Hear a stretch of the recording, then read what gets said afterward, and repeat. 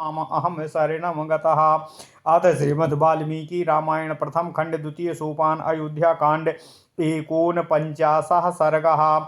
ग्रामवासियों की बातें सुनते हुए श्री राम का कोमल जनपद को लांघते हुए आगे जाना और वेद श्रुति गोमती और स्यंदिका नदियों को पार करके सुमंत्र से कुछ कहना। ओम नमः शिवाय, ओम नमः शिवाय, ओम नमः शिवाय। ओम नमो भगवते वासुदेवाय। ओम देवकी सुत गोविंद वासुदेव जगतपते देहि तनियम कृष्ण त्वाम अहम शरणं गतः।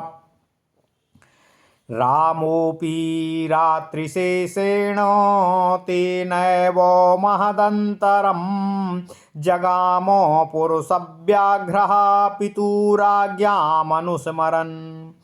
तथैव गच्छस्तस्तस्य व्यापयाद रजनीशिवा उपास्य तु शिवां सन्ध्यां विषयानत्यगाहत।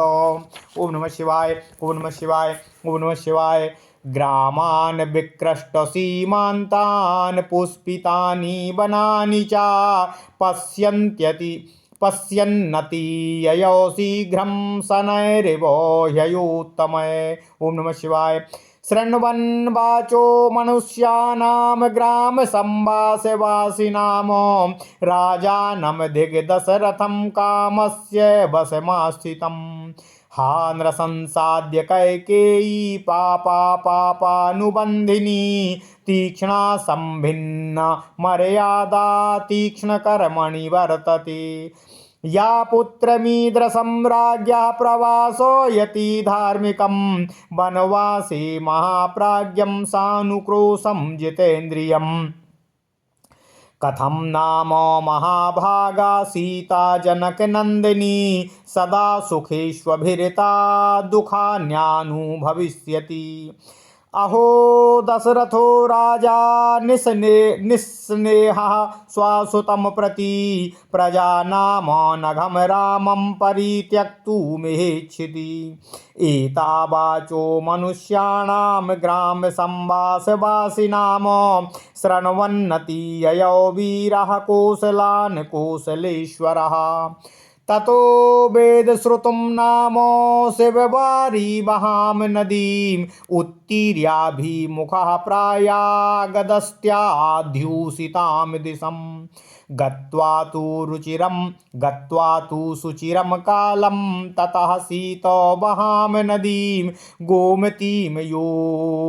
गोमतीं गोयुतानुपां तरनो सागरंगमम्। गत्वा तु सुचिरं कालं ततः सीतो वहां नदीं गोमतीं गोयुतानुपां तरम् असागरंगमाम। ओम नमः शिवाय। गोमतीं चाप्यतिक्रम्य राघवः शीघ्रगैर्हये अमयूरशंसाभिरुतां ततारोस्यन्दिकां नदीं। सा महीं मनुना राज्ञा दत्तामिक्ष्वाकवे पुरा स्फीतां राष्ट्रवृत्तां रामो वैदेही मन्वदर्शयतो। सूत इत्येव चाभाष्ये सारथिं तमशीक्षणः सः अहंसमत्तस्वरः श्रीमानुवाचो पुरुषोत्तमः। कदाहं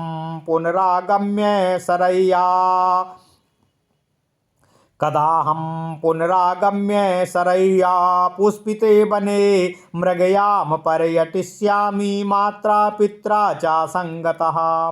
नात्यर्थमभिकाङ्क्षामि मृगयामो सरयूवने रतिर्ह्येषा तुलालोके राजर्षि गणसम्मता। ओम नमः शिवाय, ओम नमः शिवाय, ओम नमः शिवाय। राजर्षीणां हि लोकेऽस्मिन् रत्यर्थं मृगया वने काले कृतां तां मनुजैर्धन्विनामाभिकाङ्क्षिताम्।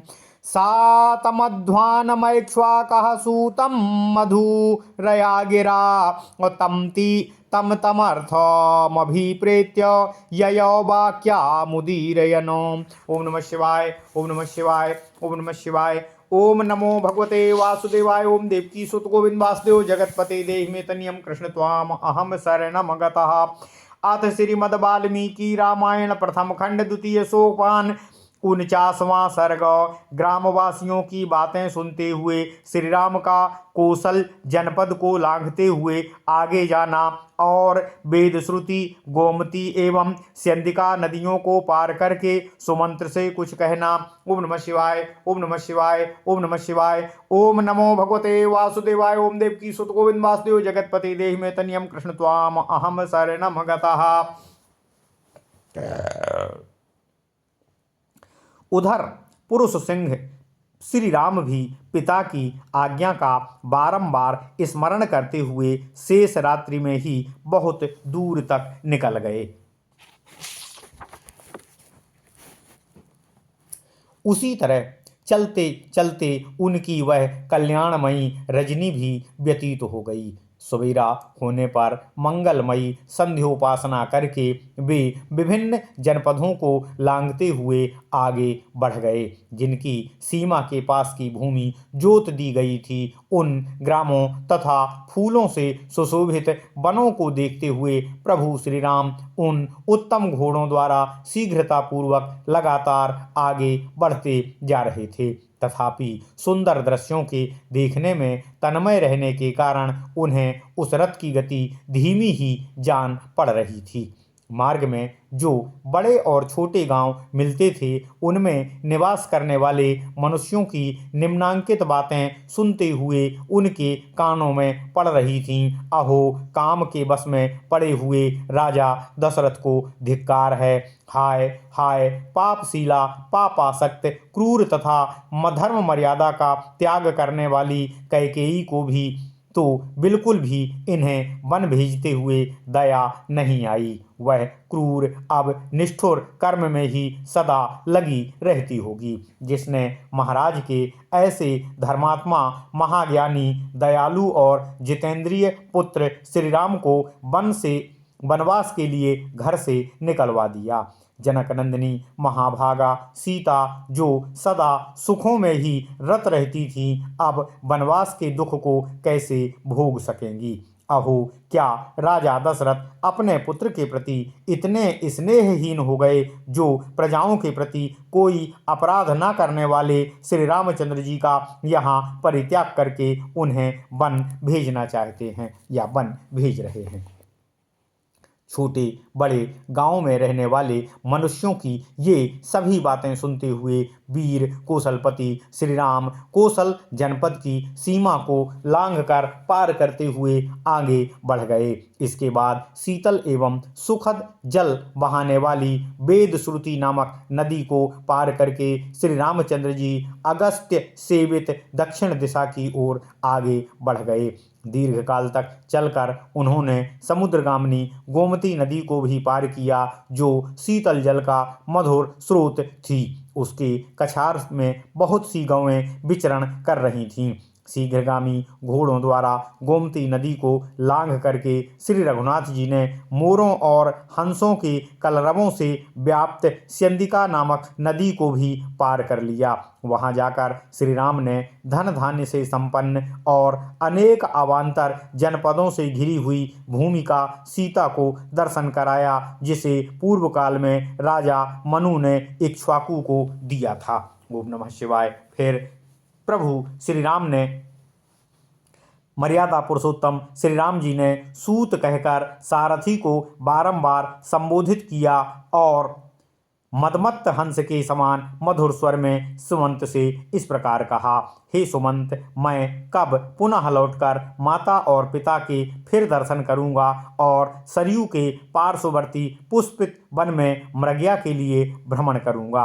मैं सरयू के वन में शिकार खेलने की बहुत अधिक अभिलाषा नहीं रखता। यह लोक में एक प्रकार की अनुपम क्रीड़ा है, जो राजर्षियों के समुदाय को अभिमत है। इस लोक में वन में जाकर शिकार खेलना राजर्षियों की क्रीड़ा के लिए प्रचलित हुआ था। अतः मनुपुत्रों द्वारा उस समय की गई यह क्रीड़ा अन्य धनुर्धरों को भी अभीष्ट हुई। इक्ष्वाकु कुल नंदन श्री राम जी विभिन्न विषयों को लेकर सूत से मधुर वाणी में उपर्युक्त बातें कहते हुए उस मार्ग पर आगे बढ़ते चले गए। ओम नमः शिवाय। इत्यर्थे श्रीमद् रामायणे वाल्मीकिये आदि काव्ये अयोध्या कांडे 49 सर्गः। इस प्रकार श्री वाल्मीकि निर्मित आर्ष रामायण आदि काव्य के अयोध्या कांड में 49वां सर्ग पूर्ण हुआ। ओम नमः शिवाय, ओम नमः शिवाय, ओम नमः शिवाय। ओम नमो भगवते वासुदेवाय। ओम देवकी सुत गोविंद वासुदेव जगतपते देहि में तन्यम कृष्ण त्वाम अहम शरणम गतः। ओम नमः शिवाय।